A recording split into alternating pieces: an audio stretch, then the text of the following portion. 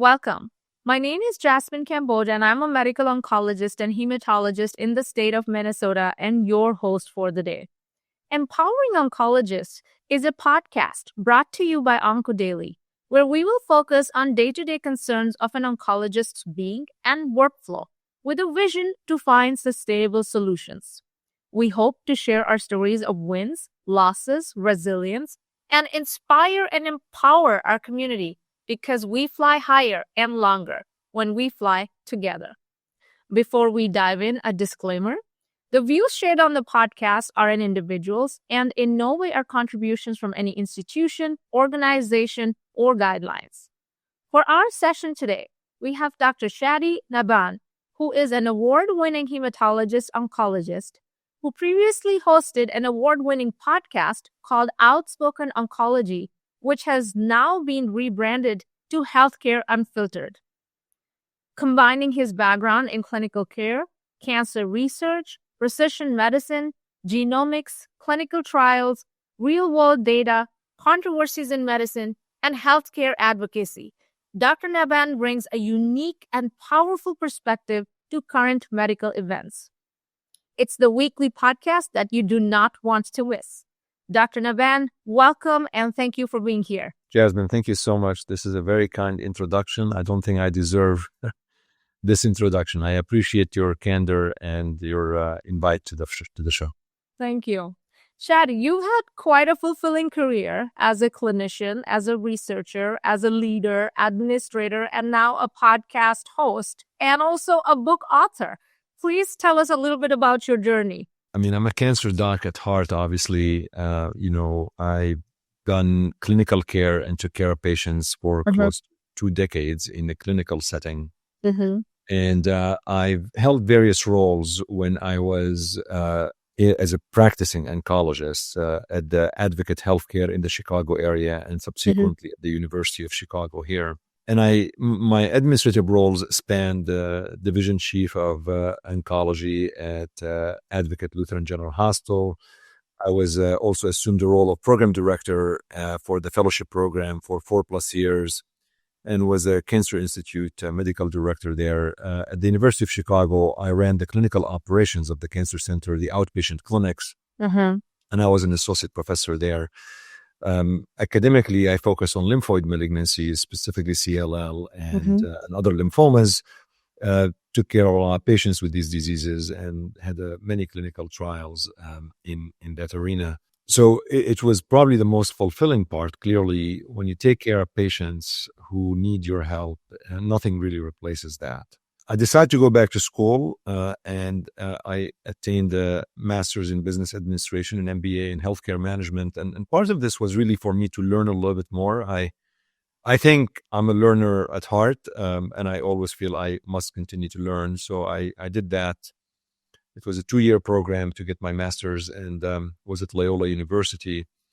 It really made me understand a little bit more. It gave my persona, I believe, more depth and breadth by understanding the business aspect of healthcare in general and in cancer care in particular. So I transitioned out of academia to Cardinal Health, where I was chief medical officer there. Subsequently, I worked for a genomics company called Cares Life Sciences and was part of the team that built the Precision Oncology Alliance, which is a large network of academic institutions collaborating on precision medicine and clinical research. And over the past 2 years and so, I've been the chief medical officer of Write AI. Write is a generative AI company. It's a startup company where I lead the medical strategy and the expansion on the medical front. And it's been quite a journey because I'm learning a lot about AI. And in fact, my 3rd book is coming out in 2026 is on AI and cancer care, how AI is transforming how we take care of patients with cancer. So that's really what I've done. As you mentioned, I do host a weekly podcast. It's called Healthcare Unfiltered. It comes every Tuesday morning. And we just celebrated over close to 6 years now of broadcast, and it's been really a lot of fun. And I've been very fortunate to meet so many people. A lot of guests came on the show, clinicians, researchers, and as well as leaders. And I've written a couple of books, as you know. One is called Toxic Exposure. One is called The Cancer Journey. And I have 2 books coming out in 2026. One of them is on AI, like we talked about. And lastly, I am actually dabbling in fiction, Jasmine. So I have a fiction book coming towards the end of 2026. It's medical thriller, so we will see how that goes. It's my first fiction ever. Do you anticipate Netflix will make episodes out of it too? It all depends who reads your book. Let me tell you. I mean, if let's get Oprah to read my books, and I think I'll go somewhere. But let's get some celebrities to read these books. That's quite a career, I have to say. I'm a little jealous, to be honest, Chadi. And you've had like 400 plus guests right on your podcast? Yeah, I mean, something like that, because if you count Outspoken Oncology as well as Healthcare Unfiltered, my first podcast ever was in February 2019. Okay. That was Outspoken Oncology. Yeah. And then, we are in November 2026, as you can imagine. So it's 6+ years. Healthcare Unfiltered was born in September 2020, when I decided to change the name from Outspoken Oncology to Healthcare Unfiltered. And part of the reason I did that is because I don't always just talk oncology. I really wanted to have I wanted to have the freedom of talking about other things in healthcare. So, for example, I had an episode on Medicaid expansion. What are the issues with Medicaid expansion? I had an episode on 340B, the program that hospitals have. I think people probably want to know about other things beyond oncology, and I think if I put healthcare, then they understand that the topic is not always going to be cancer specific. I do have another podcast called Healthcare Unfiltered Express, which I've been very fortunate to have you on the show. And in that one, I focus only on oncology, but it's more focused on clinical care, clinical advances, or clinical trials, and Congress updates like ASH updates, ASCO updates, ESMO updates, and so on. So that's a shorter version. I call it Healthcare Unfiltered Express. Yeah, I think the shorter version is where we need to go as our attention spans continue to decline. Yeah, I know. Except if you're driving for a long distance, maybe at least you'll listen to a bit of a longer format. Right. Well, Chadi, let's pivot towards towards our next question, which is around policy and economics, right? So you mentioned Medicaid expansions and 340Bs.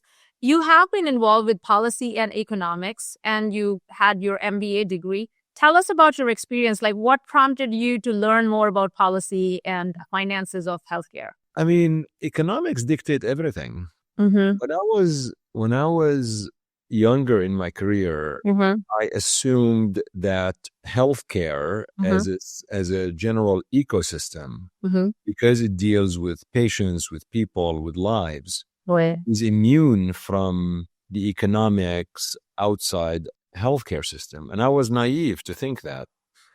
It dictates everything. So when you think about anywhere that you work, hospital, industry, whatever, I mean, let's look at the provider side. At the end of the day, the hospitals and the institutions, they have to operate positively in order to deliver the care that they want. So economics matter. Right. And what is involved in economics is so many things. It could be the visits of the patients. It could be using the testing and the machine, the lab. It could be the consultative services. It could be international program. It could be inpatient, outpatient. There's so many things happening. Right. But at the end of the day, economics matter. I recall in one of my institutions when I worked, that there was I think a month, or there was a period, 1 month, where the outpatient visits numerically were lower than the month before. And as the director of the outpatient clinic, I got a call from leaders at the institution. Well, why are they down? Well, I don't know why they're down. But numbers matter. Right. So when it comes to healthcare, it's very important. And then you start thinking about other things, right? I mean, other involved parties in healthcare, pharma, payers, and so on. But that really led me to also become very interested in advocacy and policy. Because policy dictates some of these economic aspects. Right. When you have a particular policy that is passed in Washington, that could have a significant economic sequela And that economic sequela is going to affect how we actually operate. I mean, on a physician level, I know many of my colleagues who are practicing, they are also underlie economic pressures, and they sometimes get asked to do more clinical work than they want to, and so on, because the clinical work is what generates revenue to the hospital and to the institution. So that actually, ultimately, that decision is driven by economics. Also is driven by you want to provide more access to patients, and you have a lot of patients coming in, and there's not enough hours in the day. It's just very complicated. So I don't know. I mean, I think my sense is that we all have to understand more about the economics of healthcare, because it dictates healthcare delivery and everything that we do every day. Absolutely. 100%. Yeah. I got involved in advocacy and policy with ASCO several years ago. And I feel at the moment, like, how can you not do it? Like, like how can we not educate our next generation, or how can we not do research in cancer care? I feel like, how can we not be engaged with advocacy and policy?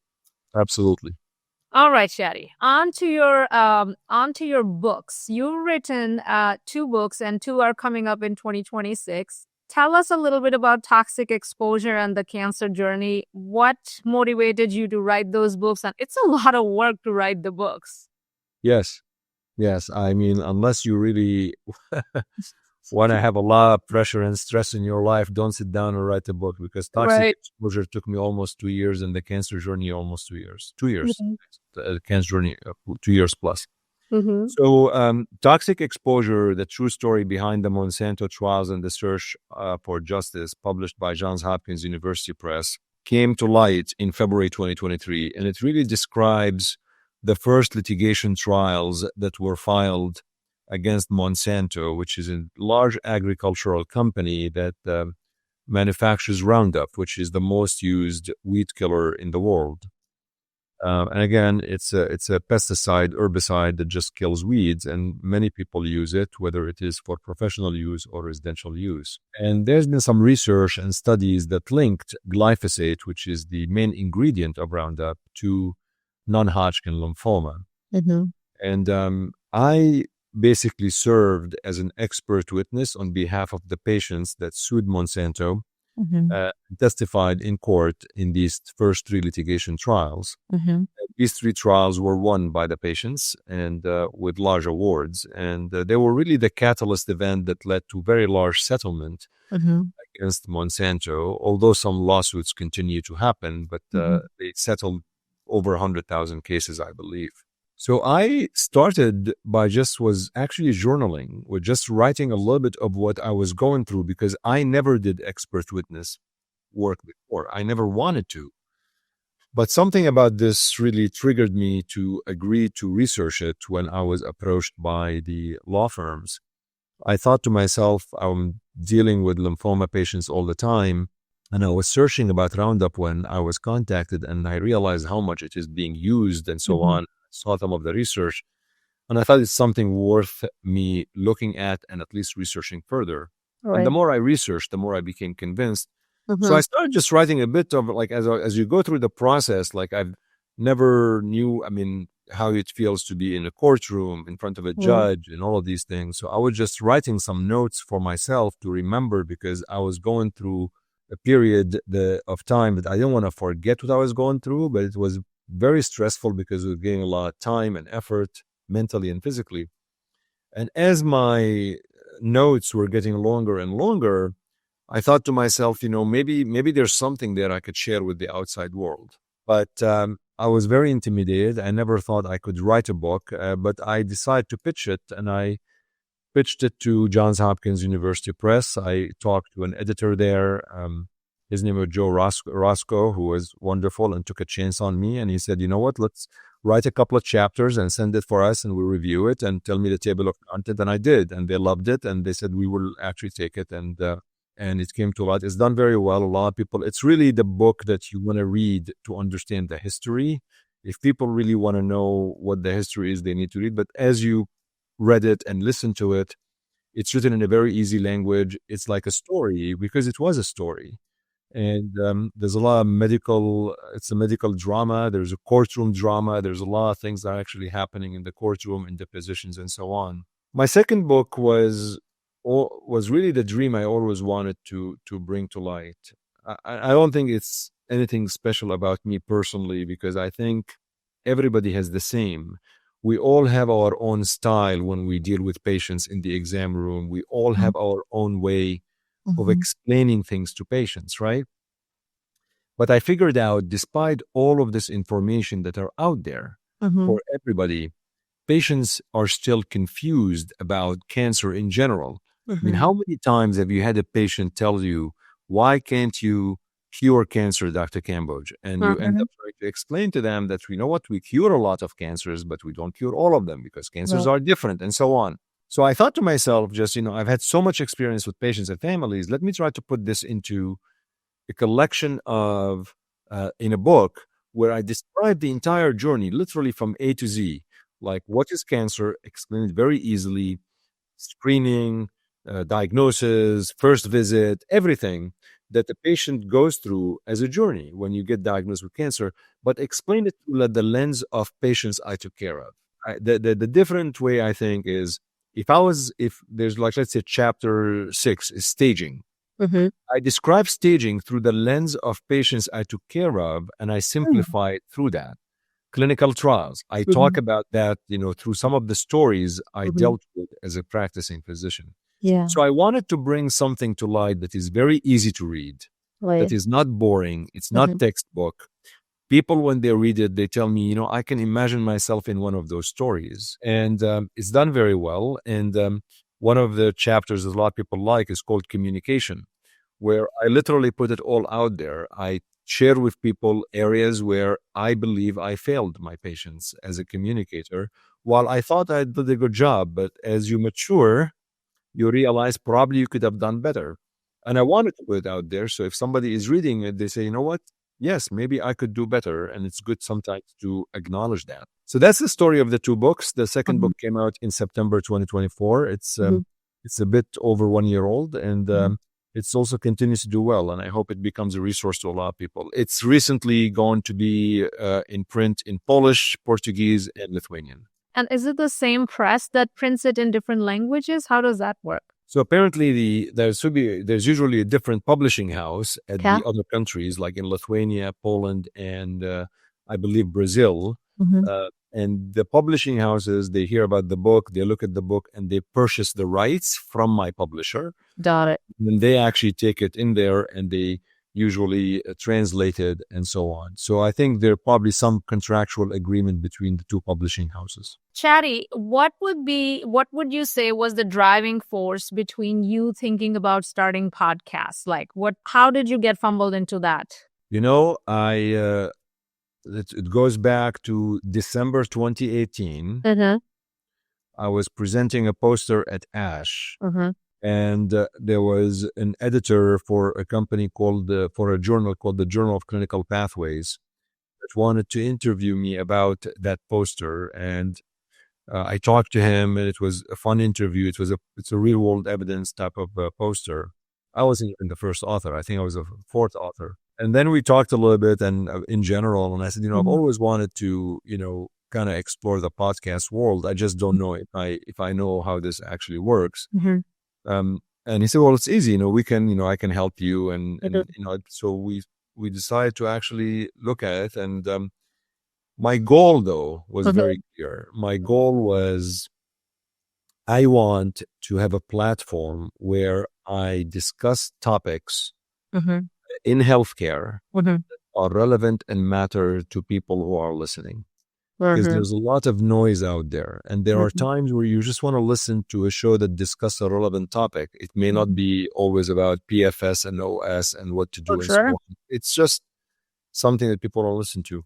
So that was my driving force, and it gave me a lot of freedom in discussing anything I want to discuss. So it was I challenged myself, and you do it. I don't worry about the metrics. I worry about I'm doing something I enjoy.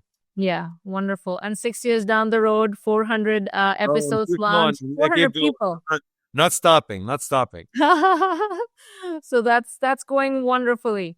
One advice you would give to yourself of 10 years ago, Chadi? We all wish we know what we know today when we were younger. I think that maybe the biggest advice I give myself is to manage my expectations better. I think there are times where I had higher expectations of some people or of some institutions or some career paths or some colleagues or whatever or some stakeholders. And I think it's important to manage your expectations and just always be realistic in what you can do and cannot do. And whether it is have higher expectations of certain situations or lower expectations of certain situations. I think maybe I'm matured enough. Maybe I'm not mature yet. We can all continue to mature. But for me, it's managing expectations. That's so well said. I don't think anyone has ever said that before on the podcast, at least. But yeah, being realistic, I think it's my personal big challenge because we all assume that this is how we operate, and so organizations and other coworkers and leaders should also operate the same way. But I don't think that works like that, right? Just have to manage expectations and just remember that we're at the end of the day, you do your best and hope things get better, but sometimes they won't. Sometimes they won't. Wonderful. Chadi, on to some fun part of the podcast, a little bit of rapid fire. Your favorite book, and you cannot say your own books. Oh, of course it's my books. What are you talking about? Like I asked Doug Flora, what's your favorite trial? He's like, Flora. Like, no. I mean, toxic exposure, the cancer journey. I mean, the fiction's coming in. I read a lot of nonfiction. I have to say that in my book, I read about 20 books a year. So I read an average 1 to 2 books a month because I really enjoy reading. And I think reading makes me a better writer. But the latest book I read that I really like, and I read, again, lots of genres, like there's some finance books, some investing books, and then some other books. But there's one book I loved a lot, which is called The 5 Types of Wealth. I don't think I've read that. It's written by Sahil Bloom. Okay. And this book I read this year, and it resonated with me a lot. What is it about? It talks about that there are 5 types of wealth. It's not just money. It talks about the importance of time as a measure of wealth. It talks about, again, social wealth. There's financial wealth. There's mental wealth. There's physical wealth. But in that book, there's one part that I'll leave your reader, your listeners and viewers with. Sahil talks about writing a letter to your older self. Now, my kids, they had to do this in middle school as an exercise. Like they're supposed to write something to their when they graduate, and then they get the letter later on and so on. But it's very different when you read it, when you try to do that as an adult. So I tried to do that. He actually said that he tried to write a letter to your older self and then close it. And don't open it until you reach that age that you want to open it. But I couldn't. I got very emotional. It was very difficult to write. But so if anybody who is listening to this show or watching this show, grab a pen and paper or on your computer and start by writing Dear Older Self. And I want you to imagine yourself, let's say when you turn 60, which is, I know, Jasmine, for you is about 30 years from now or 35 years from now. But for the rest of us, you say, Dear Older Self, and see if you can write this letter. That's interesting that you say that, because on this podcast, I always ask a question, what would you tell your younger self? But, it's a different perspective to what would you say to your older self? That's really cool, actually. Yes, it was very difficult to do. So what was the difficult part about it?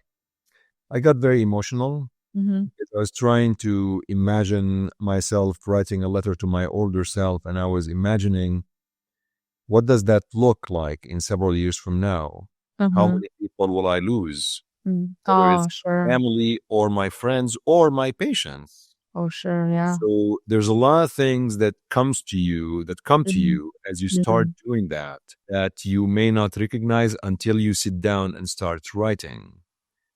So that's really the challenging part. And the book, Sahil Bloom talks about how challenging it was for him as well. but he wrote it when he was much younger, and then he opened when he was still younger. So anyway, that is really my takeaway. Really one of my favorite books that I read in several years. Beautiful. Thank you. Your favorite leader, Chadi? Well, I mean, I think that it goes back to defining a leader. I think to me, a leader is somebody who is selfless, who's able to mentor people and to really make a difference. And there are some leaders that are on a narrow scale, and there are some national, international leaders, right?